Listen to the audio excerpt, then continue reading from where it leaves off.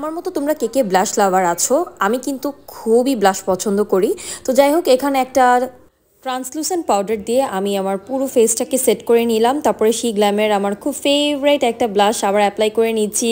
আর এখানে খুব সুন্দর একটা হাইলাইটার ইউজ করছি। হাইলাইটারটা আই জাস্ট লাভ ইট। এটা আমি একটা জার্মান ব্র্যান্ডের হাইলাইটার ইউজ করছি।